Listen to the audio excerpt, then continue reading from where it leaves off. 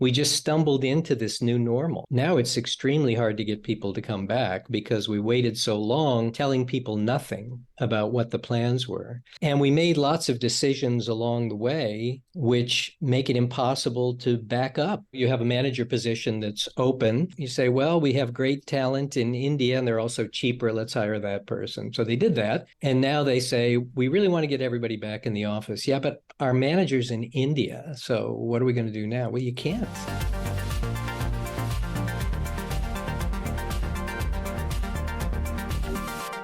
Peter, welcome to the show. How are you? I'm good. Thank you. Nice to see you again. Congratulations on becoming a grandparent. How's it feel? Well, sleepy right now because it happened last night and I wasn't even there.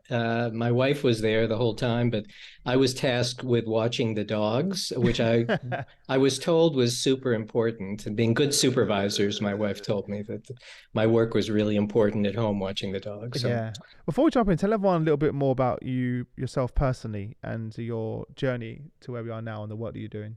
Went to graduate school at Oxford, went there with no particular direction. I was interested at the time in studying inflation, believe it or not, and incomes policies, which almost nobody remembers now, but these were government efforts to try to pull inflation down almost by fiat, resisting wage and prices increases and things like that. And then I came back to the US just at the point when the traditional arrangements were falling apart. We always think that the moment we are in is the one with the greatest change, but it's absolutely not true. It's been a period in the workplace anyway of really remarkably more stability than you would think.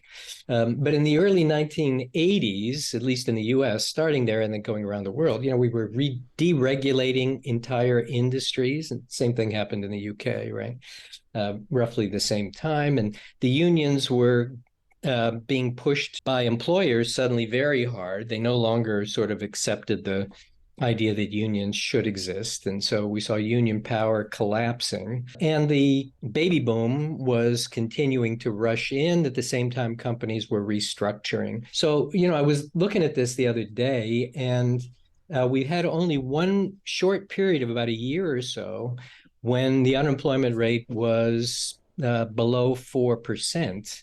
From the 1970s, 1973 until 2018.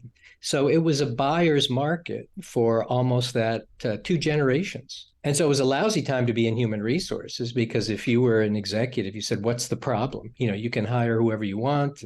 People don't quit. If you say jump, they say how high. And so the current period is, quite different. So I was kind of lived through the bad period. If you're an employer, it was great. But if you're in human resources, it was also lousy because there wasn't any pressure from leadership to pay any attention to you, right? Because you could kind of solve all these problems by brute force, Unemployment was keeping people sort of in line, as Karl Marx once observed a very long time ago. And so it's quite a different period now. Yeah. We had a brief little taste of this in 1999 through 2000 in the dot-com era here. But now it really is quite different. It's much more interesting, right? And some of it is that there are things on the data science side which are offering different opportunities, but mainly it's a tighter labor market, which is making employers suddenly pay attention to this stuff. And if you're in human resources, all the indications are this is the top concern for the CEOs, right? Which has never in my lifetime been anywhere near the top. So it's That's an so interesting period to ride this up and down, right? Yeah, it's interesting because then that's kind of shaping what's required from HR, right? Those different periods, like you just said. At the early days, it was a lot easier. There wasn't much attention paid to HR. They're just sort of keeping everyone in line and kind of keeping everything moving. Now, what's required of the business and a HR leader is very different, and they're having to shift and move quickly. I'm in the middle of writing something about this right now, but one way to think about this is that human resources was struggling for a long time figuring out what it was supposed to be, particularly to be strategic, whatever that meant. But, now the nuts and bolts stuff are strategic. Just being able to fill jobs is really strategic. If you look at what has happened to many industries when they have not been able to fill jobs, right, and they have to cut back business in a big way, and how disruptive it is when you're constantly trying to fill vacancies and new people are coming in, and you've got hybrid work or remote work, and you're trying to get that to function. I mean, these sort of things we used to think of just take for granted are now incredibly priorities, right? So that's a big difference. Was this one of the reasons why you wrote your latest book, the It future is, the and future of the office? oh, that one, yeah, that was because I was getting asked by everybody, what are we going to do here? And I discovered that there was actually a fair amount written and researched about remote work from a decade or two earlier. So, remote work started in a contemporary sense in Los Angeles in the 1970s with smog, believe it or not, when they had to cut back on commuting time because car pollution, this is when lead was still Oh in my God! gasoline, Wow. Okay. was was so bad that people were not allowed to drive as much. And so they called it telecommuting. In fact, the US government still calls it telecommuting because all you had were telephones, right? Yeah. And people were trying to work from home with telephones. So we actually knew a fair bit about how it worked. And if you were an employee, the punchline of many studies, maybe 10 or 12, was it was bad. Everything was worse for you. But one of the things that was different about that is that those folks were at home when other people were in the office, right? So it didn't tell us everything about what it was like if everybody was going to be home. But now we're back to something that looks more like that 1970s period, right? When some people are in the office, other people are away, or you're in sort of and out sort of. So these things, are now big challenges for organizations, right? From a remote work perspective, obviously, especially since you've written the book, things have evolved. Companies have had time to sort of settle in and figure out what model works best for them. What are some of the trends that you're seeing? What are you hearing from organizations? The problem is they didn't figure it out. And I understand why it was so difficult because we kept thinking we were going to be back, and then new waves of coronavirus would come in and we'd have to go back home again. And so they just did nothing. But I think it's an enormous failure, actually, around human resource issues, because what happened is we just stumbled into this new normal of remote work. Now it's extremely hard to get people to come back because we waited so long telling people nothing about what the plans were. And we made lots of decisions along the way which make it impossible to back up. For example, a lot of companies started filling positions with people who were located elsewhere. So, you have a manager position that's open. You say, well, we have great talent in India and they're also cheaper. Let's hire that person. So they did that. And now they say, we really want to get everybody back in the office. Yeah, but our manager's in India. So what are we going to do now? Well, you can't. You can't bring them back together physically. So they weren't thinking about that, or rather, they were thinking about what was cheaper to do. The thing that I find just astonishing is the number of companies that moved to open office plans in recent years, despite the pandemic. I mean, you think about what would shut down an organization faster now if there's a pandemic than having an open office plan. So you're worried about getting sick and being contagious, and you have to sit right next to a bunch of other people. You don't even have cubicles anymore. I mean, who thought that was a good idea? We made these decisions without any longer even thinking about the path it pushes you down and the difficulty in backing up now from this, right? But you kind of, it's harder, right? Because you kind of need both, really. Because it's because the reason people aren't coming to the office to sit in a cube, right? They're coming to collaborate, and in order to collaborate, they have to have an open. The evidence on that is overwhelming, that actually open office plans reduce collaboration. And the reason is because you've been in them, we've all been in them.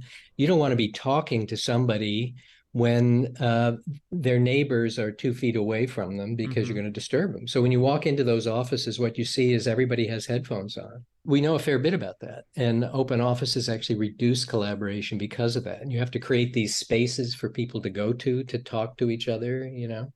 And so the spontaneity actually kind of disappears in open offices because you're afraid, and understandably, to talk to each other because everybody else is just a foot or two away from you and you're going to disturb them. What you see So instead. what's the answer then? Because like I was literally at a couple of offices this week, and they typically have the open floor, and then they have 5 or 6 meeting rooms that you can book out to have, you know, more private conversations. Does that work, do you think? Well, if what you want is spontaneous conversations, Mm-hmm. it doesn't work. Employees hate them.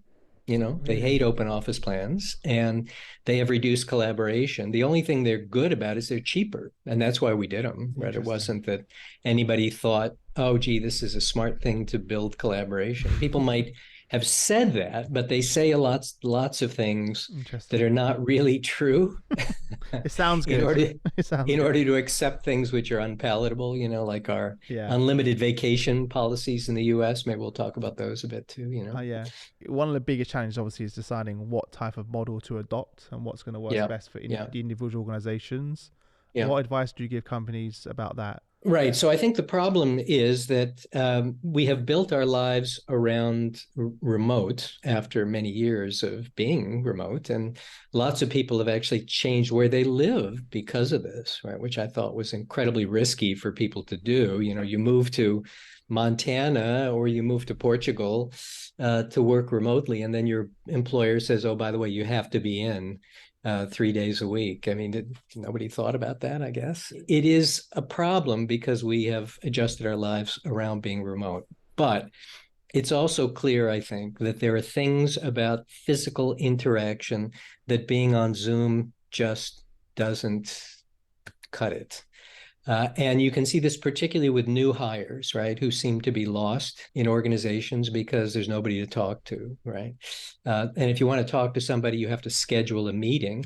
The same thing as these open office plans. So you have a room you could go to, but you have to kind of schedule that to go talk to somebody. So the idea of popping around the corner and just asking somebody a question, getting a 10-second answer disappears. You got to schedule that or try to ping them and then meet a time so you can do it, right? So I think we know we have to have some back in the office experience, face-to-face experience. And the question is how to do that. So far, it's been failing kind of dramatically. And the reason is because we tell people they have to be in 3 days a week, but they get to pick the 3 days. They go in on days, and when they're there, almost nobody else is there. And then they say, why should I go in at all? And, they're right if you're not going to run into other people. My boss, as we said, is now in India. And so I want to talk to my boss, but going to the office just defeats the purpose, right? So we've created a lot of problems on this, but I think the answer is we do have to have some in-office time. We have to have people there together. And part of the problem is also if companies engaged in hoteling during the pandemic or hot desking, your version of this, right? So we shrink the entire office space down. So now you can't get many people back in the office at the same time. So can we think creatively about how to get people together in the office at the same time when we need to see each other and when we might be able to meet people from other teams? So the big problem seems to be collaboration, not so much within the 5 people that I see every day on It's Zoom. outside of that, yeah. It's outside of that, right? And so can we think creatively about that? We can, but this is all going to require more management. So I think the big takeaway on this is that offices substituted for a lot of management. A lot of things got done informally. And if you get rid of offices, then you have to use management to make this happen. And that's going to require getting people together in a way which is systematic. That's also going to require taking a little autonomy away from individuals, where you just get to pick the day you're going to be in the office. It's just not going to work. Yeah, and you're never going to please everyone when it comes Right. to that. Like my entire team meets every Monday in person. We all come together. But Mm-hmm. when we first chose that day, there was not everyone that was happy. Oh, sure. Right. Yeah. Oh, but that's the day I do this. So you Oh, always absolutely. there's always someone who Right. and that will continue to be the case. And I think that most companies are kind of just letting the leaders locally manage their own way of working. And I that's think that's right. yeah. And that raises some bigger long-term problems. And that is there's such inconsistency as to what you can do from one office to the other. And sometimes people have to work together because across teams, right? My Hmm. manager allows this, but this other manager doesn't allow Oh, that. yes, true. Yeah. And then how do you get the whole organization to work? I think we have pushed too much responsibility onto line managers, immediate supervisors. And at least what I've seen in organizations is they're inclined to say, well, if corporate or the headquarters or my boss is not going to tell us what to do, then I'll let my own employees choose as well. You have this problem of this lack of synergies and things, right? And I think the other big change we've seen as a result of that, talking to employees, is when you ask them what their responsibilities are, it is narrowed down to just the things that I am measured on. So the idea of helping other people falls through the cracks. The idea of helping new employees figure out what to do, that becomes secondary, right? People are thinking of themselves much more as individual contributors now than they did before. You're so right, because if you look at now the productivity, scheduling, etc. software, it's like here's Chris's tasks. Absolutely. I right. am measured only on these tasks. So why am I Right. going to go and help a new hire or collaborate with a team? And also you can't see Yeah. them in the office. Those things would happen naturally, right? In terms Right. of That's right. mentoring, Yep. Yep. going to chat with another department, Right. all of Right. that stuff, which creates innovation, to be honest, as well. Yeah. All of Yeah. those Yeah. Yeah. opportunities for innovation and problem solving. You're right. Now Uh, it's all narrowed down to, I log into a system. yeah. Here are my tasks I've got to complete today. So, Yeah. and check them that they're done, so my leaders know I did work today, and that's it. Yeah. And I'm off. Yeah. And the other part of that, of course, is that it's not just that it focuses your attention on those things. You get punished for doing other things because you have to get so many of my own tasks done, and doing more makes you look better. But if I stop to help other people, I'm effectively being punished for that because Yeah. it takes the time away from things that I am being measured against, right? So, and then you start thinking about, okay, when are we going to get our next generation of leaders? Are we going to pick just the people who are the best individual contributors? If you do that, we know that those people tend to be lousy leaders, right? Because, if you're a leader, you're supposed to be trying to help other people succeed, not just yourself. It's got all these knock-on effects, which if you think about them for a minute or two, you can see why they're going to be such issues. But if you don't think about them and you don't want to spend some time planning, then you're going to get all these problems, right? Yeah. When's their time to build meaningful relationships? Well, there aren't, right? And why should you if all you got to do is be an independent contractor, right? So, Yeah, it's so interesting. Something I did want to touch upon is when we first spoke, yeah, you were speaking about in your recent article. I read it as well. It said how financial accounting screws up HR. Right? yeah, You're one of the yeah. first people I've heard speak about this. So I wanted you to share your thoughts and insights of our audience. I think that's super interesting. Yeah, and just to back up to an earlier question, which you asked, which I didn't answer, is how did I come to write this book? I started out writing a book basically just to explain how we actually manage people as opposed to the textbooks, because all the textbooks basically, frankly, they mainly look like they're from the 1950s. They're describing these systems built by personnel psychologists and around big corporations and big corporate models. And, for the most part, we don't do those things anymore. If you think about hiring, for example, hiring is a pretty informal thing. It's a mass exercise. Applicant tracking systems drive a lot of it. The idea of doing sophisticated interviews and tests and stuff has largely gone away. So I started out trying to describe that. And when I went through practice by practice by practice, what you would see in managing people is that you could see the bones of the old system, but they were completely stripped down. And so what was the common theme? Well, the common theme was that they were cheap, which didn't mean that they were efficient. And so I started to think about, well, why does this keep happening? And then you could start to see that there was a focus on some costs, but not on others, right? So we don't want to spend any money on hiring, cost per hire, but that leads to huge turnover problems. And those are clearly costly, and people who don't fit, and that's enormously expensive. I mean, there's nothing more costly than hiring the wrong person. So why aren't we spending more time trying to hire the right person? Well, because not all costs are treated the same way, right? And I think part of the problem for leaders as well, most of us now in this generation if you went to college, you had classes in economics. And economics is telling you a story which is literally not true. And the story is about business and firms. And that is, firms are trying to be as efficient as possible because that's how to be profitable. And how to be profitable is what they're trying to do. And if you're not profitable, somebody will drive you out of business, right? Well, the thing is that efficiency is not what contemporary firms are about. They are about shareholder value, and shareholder value is about future profitability, but profitability is defined by financial accounting.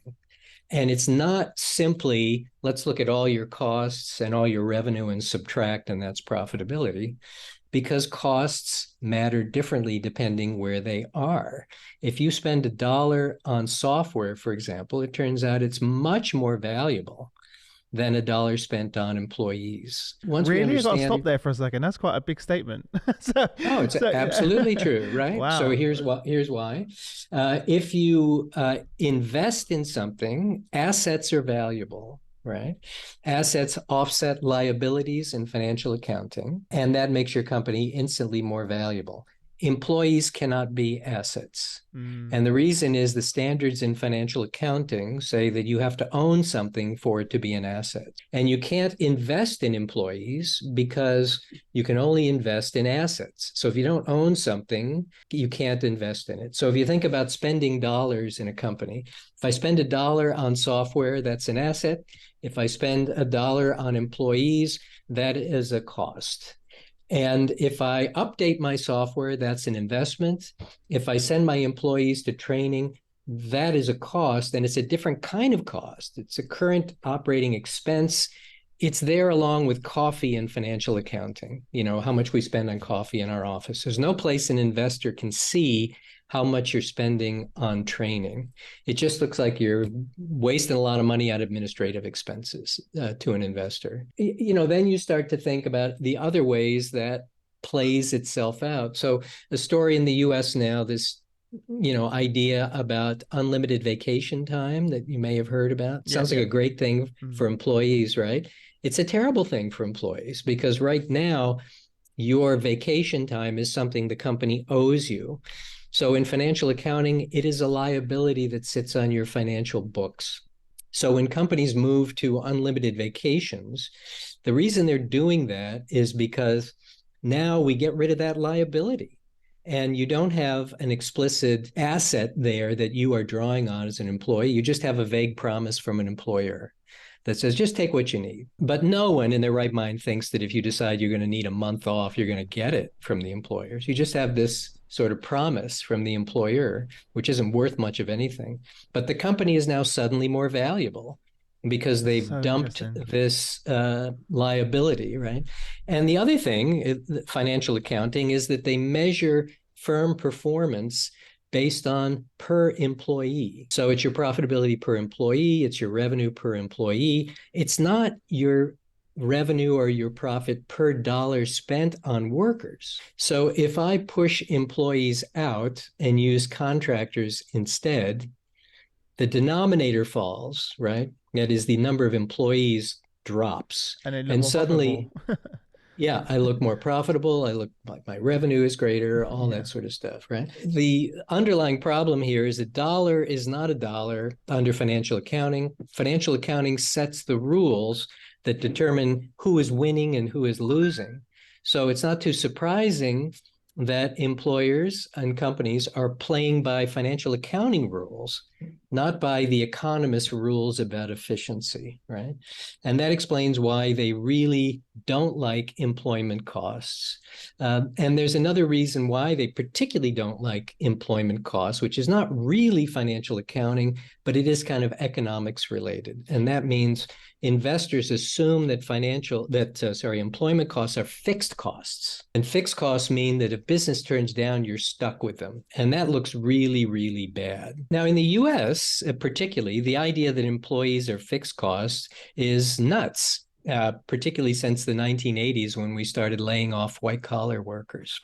So, you can cut employee costs much faster than you can cut your contracts with a vendor to provide you contractors. And yet we treat employment costs as fixed costs and investors hate them.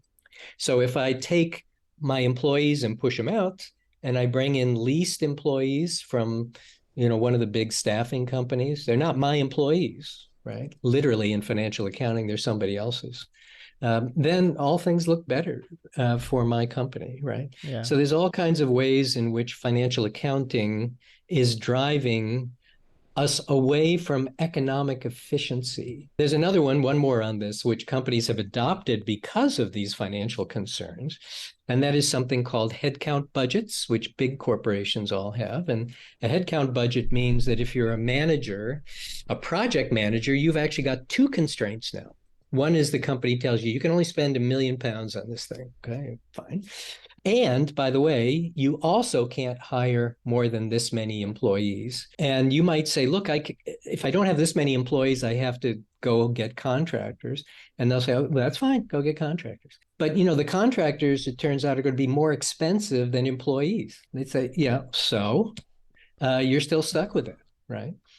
Because investors don't like employees. So we want to put a cap on the number of employees you can have, Wow. even if it's more efficient to have employees than to try to get vendors. With vendors, you have to pay not only the cost of their employees, but all their overhead and all their profitability as well, right? So that's the story, right? Financial accounting drives all these distortions in economic efficiency. It seems crazy because from what you're saying, it almost feels like both HR and finance are just running in two separate directions.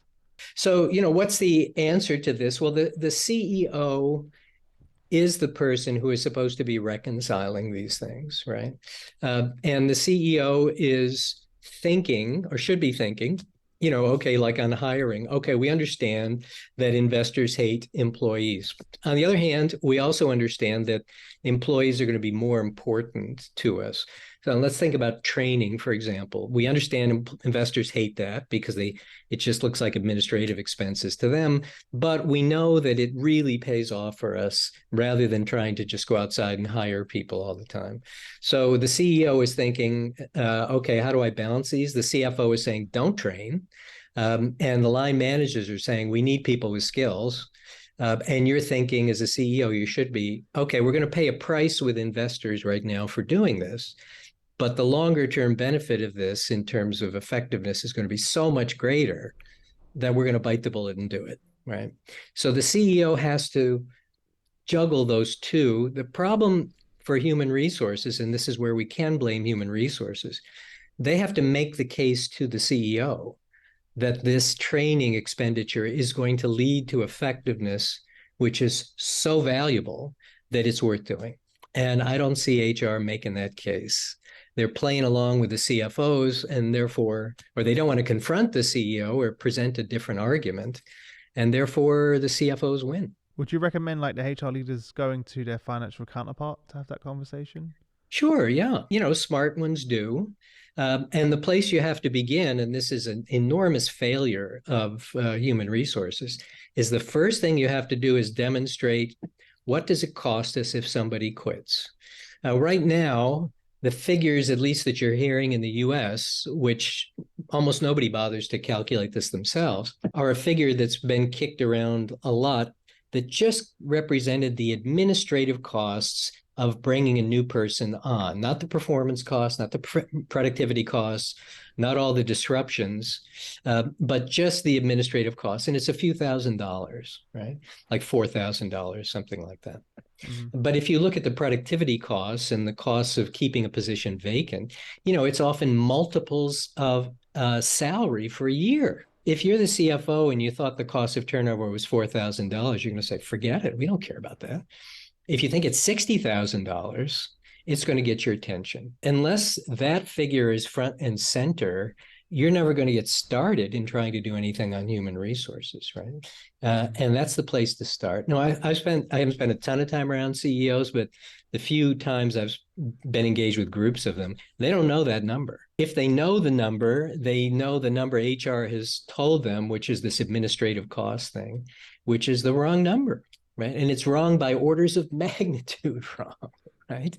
So that's the place that we have to get started. Has this always been the case? It has always been the case, but here's why we haven't paid much attention to it. Yeah, because that's what I was going to get to. Yeah, if it's always been the case, why haven't we gone to it? So, like, if you talk to accountants about this, they'd say, yeah, so we know that. But accountants are not people who are making business decisions. So it never occurs to them that why this might matter. But this wasn't a big deal until investors became the driving force in business.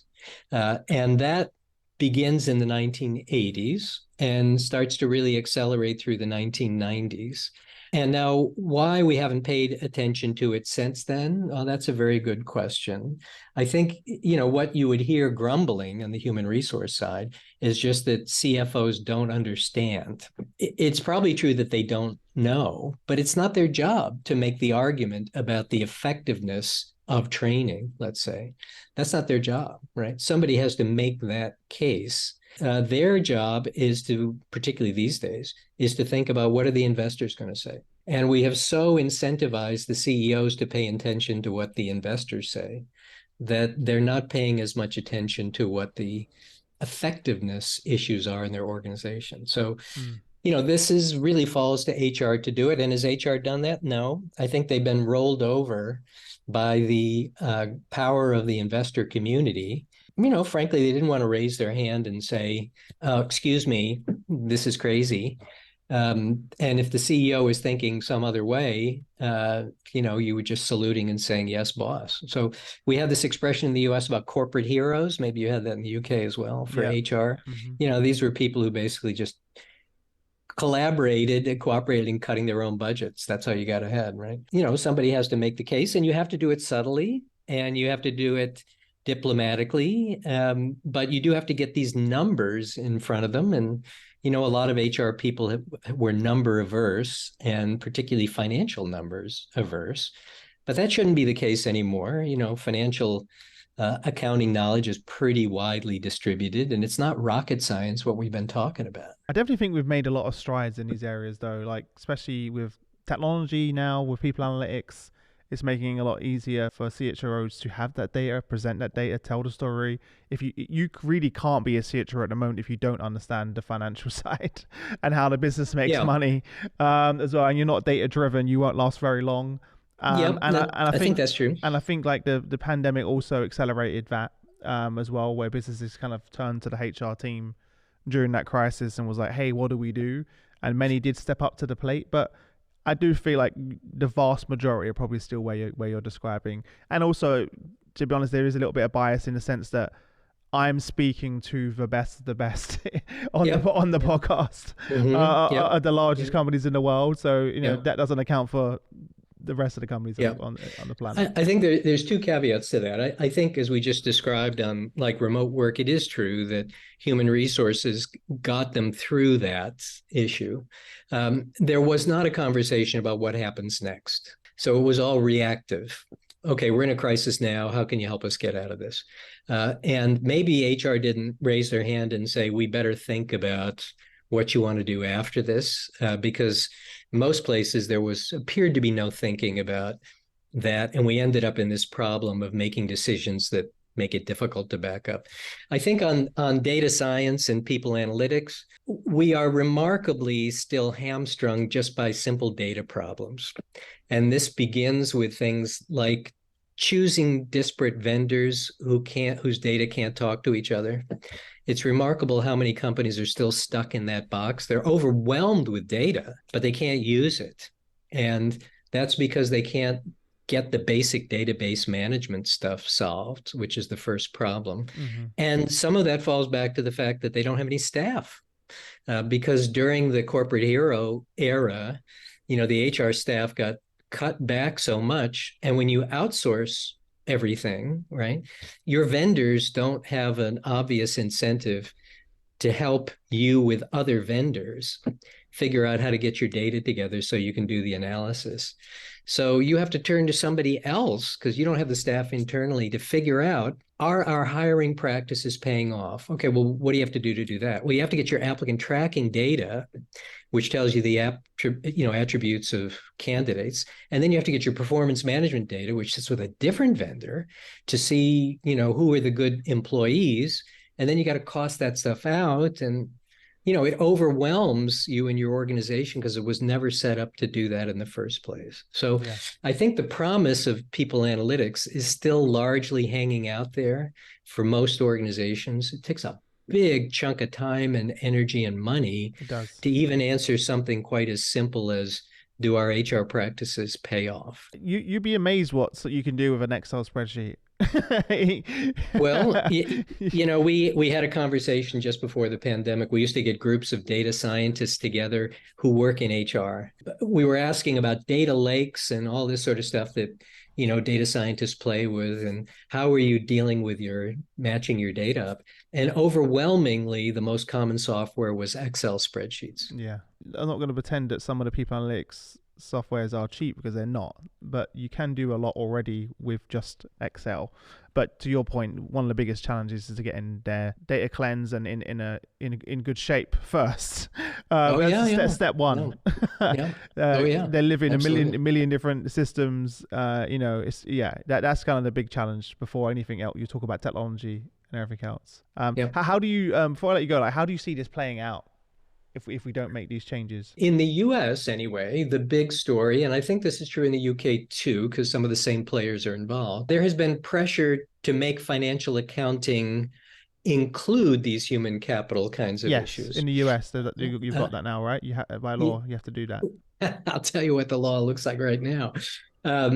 So the investor community has been behind a big push to try to get the Security and Exchange Commission, which oversees ultimately financial accounting, but they delegate it to the accounting community to set the rules. The push is to get employers to report training data, turnover data, employment cost data, total labor cost data, basically just a few things. What the Security Exchange Commission agreed to do a couple of years ago was to tell employers and public companies that if you're doing anything in human capital which is material, you should report it in your financial accounts. But they don't tell you what is material, and they don't tell you what you have to report. So what they've reported so far is worthless, basically. Really? It's not even numbers, it's just statements. And it's mainly just positive statements about diversity and inclusion, our commitment to the environment, that sort of stuff. So they haven't reported anything which is useful. And if you think about it, in financial accounting, it's not of much use unless what you report is standardized and we know how to define it, and it's the same for everybody. If you let every company pick what they want to report, how they want to report it, and change it every year. I didn't realize that. Okay. Yeah, you get nothing. You get nothing. So it's worthless so far. This feels like a tick the box exercise. Yep, for sure. Wow. Yeah. Well, listen, before I let you go, where can people connect with you and learn more about your work, grab a copy of the book, etc.? Well, I think grab a copy of the book any place. Amazon seems to be the easiest place to do it. And oddly enough, it's often cheaper to get books from Amazon than it is to get them from me. That's how they do it. That's how they do it. Yeah. And that's Cappelli with 2 P's and 2 L's. And believe me, there's not a lot of Cappellis in the academic world. Okay. So it's easy to find me at the Wharton School, and happy to connect. And also, you're on LinkedIn as well, right? So I think everyone listening, it'd be good to connect there. As always, everyone listening, all those links are below in the comments section, in the description below, whether you're listening or watching. But yeah, I appreciate you coming on the show. It's absolutely fascinating. I'm excited to get the book into everyone's hands as well, the future of the office. A lot of practical things in there that people can take away, whether you're an employee or an employer, right? In terms of the book. A lot to take away, and I wish you all the best until next week, and congratulations again on becoming a grandparent. Yeah, thanks.